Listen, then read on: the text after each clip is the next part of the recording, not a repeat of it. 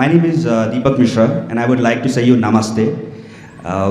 My question is, actually, I am a Hindu, and I have married a Muslim girl in India, and inshallah she will be here in Saudi Arabia in coming next month. You know what, when I told her that I'll be going to visit Dr. Zakir Naik's speech, so she told, please don't go to him. He says bad about Shias, and she's a Shia actually. So she told, no, don't go to him. And her mother-in-law also told, no, please, you don't go. If you go to him, he will tell you bad about Shia and you will leave me. So that is the first doubt which I'm having in my mind. And the second thing is, I have a generic question in the sense that if we say that everything is God and everything belongs to God in Hindu and Muslim religion, so why God wants everybody of us to worship Him? Why is He created us in any forms of religion? When you talk about the creation, why is He created us? Why He wants us to worship? Why He wants us to take so much of pains to worship Him? And why He doesn't ask animal or anybody else to worship Him? Why only human beings? Thanks. Brother asked two questions. Before he asked the question, he told me namaste.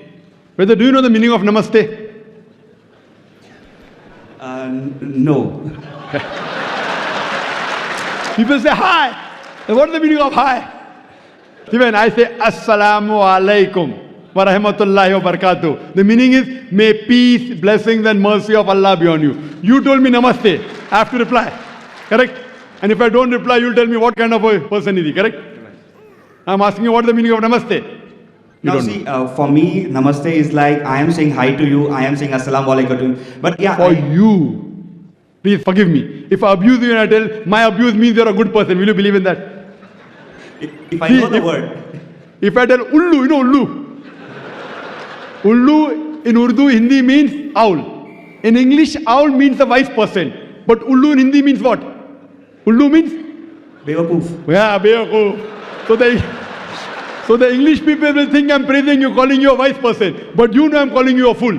Now I know the meaning of namaste. That's the reason I didn't reply yet. You don't know the meaning. You have told me namaste. I know the meaning, therefore I didn't reply.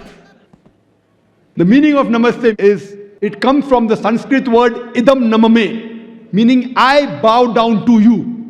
Do you want to bow down to me? Absolutely. You can bow down to the person who is having so much of knowledge. That's right. According to you, you can bow down to a person of knowledge, but according to the Quran and according to Islam and most of the religions, you bow down to no one but Almighty God. You know, there are many Hindus, after I give a talk, they come and touch my feet. You know what they say? हमने पहले बार भगवान का अवतार खुद देखा आँख से. It's the first time in my life I have met God Himself personally. Hindu telling me. So I receive, brother. I know you respect me, you love me, appreciate that. But bowing to anyone besides God is shirk. And even in Hinduism, you should bow down to no one but Almighty God. So I'm correcting him. He's doing out of respect, out of love. But love and respect should not go overboard. If it goes overboard, it's called as shirk. Associating partner with God. There are many Hindus who come after me and they praise me so much. They put me next to God, which I said, I am not God. You can only bow down to Almighty God. What I speak and the knowledge is a gift from God. This is a gift from God. So when you see me, you should say, MashaAllah. MashaAllah means as Allah willed. Means whatever I'm saying is because of the will of Almighty God. Otherwise, I was a stammerer. So that's the reason Namaste is against Islam. And against actually even the Hindu scriptures.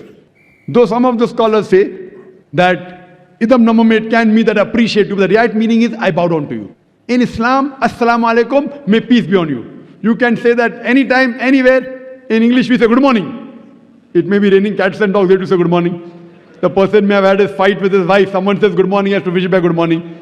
He is cursing in his heart that such a morning should never come. Yet he has to reply by good morning, good evening, good night. So best in Islam is assalamu alaikum, may peace be on. And I wish you, because the Quran says in Surah Nisa, chapter 4, verse 86, that if anyone greets you courteously, wish back more courteously. That if anyone greets you courteously, wish back more courteously, or at least the same. So I am wishing you back assalamu alaikum wa rahmatullahi wa barakatuh. May Allah's peace and mercy be on you, brother. Now coming back to your question. So the first question you asked, that your fiancée, My wife. wife, oh, you already married her. Fine, your wife told you not to come for my lecture because I'm against Shias, and yet you disobeyed her. You know, you love me so much. I appreciate that. But, you know why? The word Shia doesn't exist in the Quran. See, the Shia Sunni is not mentioned in the Quran. The Quran says in Surah Imran, chapter 3, verse number 103, وَاتَصِمُوا بِحَبْلِ اللَّهِ جَمِيعًا وَلَا تَفْرَقُوا. Hold to the rope of Allah strongly and be not divided. We Muslims should hold to the rope of Allah strongly and be not divided. And Almighty God says in the Quran in Surah Anam, chapter number 6, verse number 159, that, O Prophet, anyone who makes sects in the religion of Islam, you have nothing to do with him. Allah will look after his affairs on the day of judgment. So making sects in the religion of Islam is prohibited. So anyone who divides the religion of Islam into sects, he is going away from Quran and Sunnah. So tell your wife that Dr. Zakir Naik said there is nothing like Shia Sunni.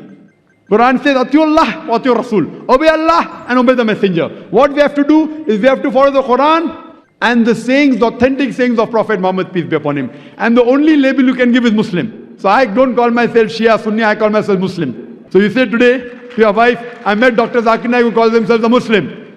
And I'm neither against Sunnis or neither against Shias. I tell all the Muslims, whatever name they call themselves, come back to Allah and His Rasul. Now, when I give answer, some of the Muslims who may be practicing things against the Quran and Sunnah may feel offended. So you ask your wife, are you following something against the Quran and Sunnah? If you are not, then why are you afraid of Dr. Zakir Naik? If you are, yes, you have to change and come back to Quran and Sunnah. Don't follow what Zakir says. Zakir is zero in Islam. Atiullah wa atiur Rasul. Obey Allah and obey the Messenger. So tell your wife, if she is following anything against the Quran and say Hadith, then she has to rectify herself. She should call herself a Muslim because the word Shia is nowhere mentioned in the Quran. But I do appreciate that you love your wife, but you love me also, mashallah. Therefore I have come for my talk. Now coming to your second question, that why has God created us and why does God want us to worship Him? Why doesn't He ask the animals to worship Him? Now regarding a question, why does God want us to worship? I've already given the answer earlier. I think you came late, I don't know. That we worship God, we praise Him. People ask me, why do you say Allahu Akbar? Why you have to pray to God? I said, see, in Islam, whether we pray to God or not, it makes no difference to Allah subhanahu wa ta'ala. When I say Allahu Akbar, Allah is the greatest, He's already the greatest. By me saying Allahu Akbar, He won't become greater. Why do we say? You know why do we say? Because when I praise anyone, whenever I call anyone great, it's a human tendency, I try and follow His commandments. So the reason we praise Allah is not so that He becomes greater. When we praise Allah, the moment we praise Him, whatever commandments He gives in the Quran, we follow it. So first we have to identify who is our Almighty God. And then what He says we have to follow. That is the reason Muslim means a person who submits his will to Almighty God.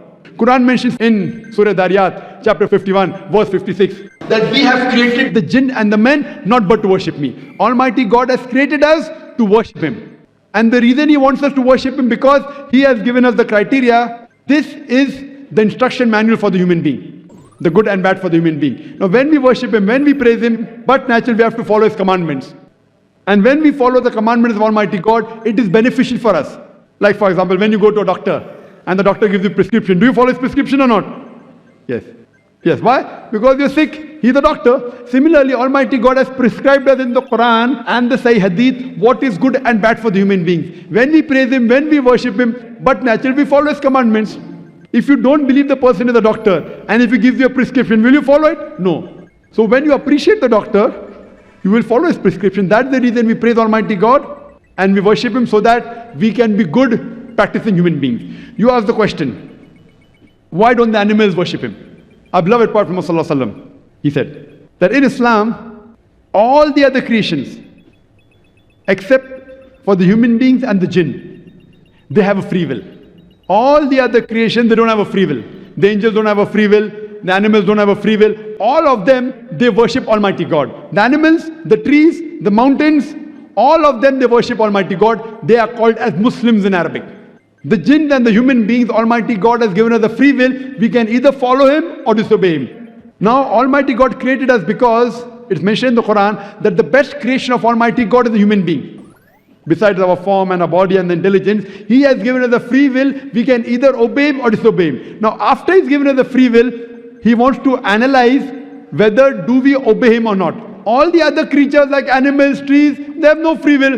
So it's nothing great that they worship Almighty God. It's good, alhamdulillah. But after the free will has been given to the human beings, as the Quran says in Surah Mulk, chapter number 16, verse number 2, Allazi khalaqal mawta wal hayata. It's Allah who has given you death and life to test which of you is good in deeds. So this life is a test for us for the hereafter. So after the free will has been given to us, you can either worship Him or not worship Him. If you worship Him, then you're following the commandment of God. You can have alcohol, you cannot have alcohol. If you don't have alcohol, then you're following His commandment. So in this way, Almighty God has given you the do's and don'ts, very few. The remaining thing, everything is optional on you. So these few do's and don'ts, if you take care of it, you are following the commandments, you're worshipping Him, and you will pass this test. This life is a test for the hereafter. Hope that answers the question, brother.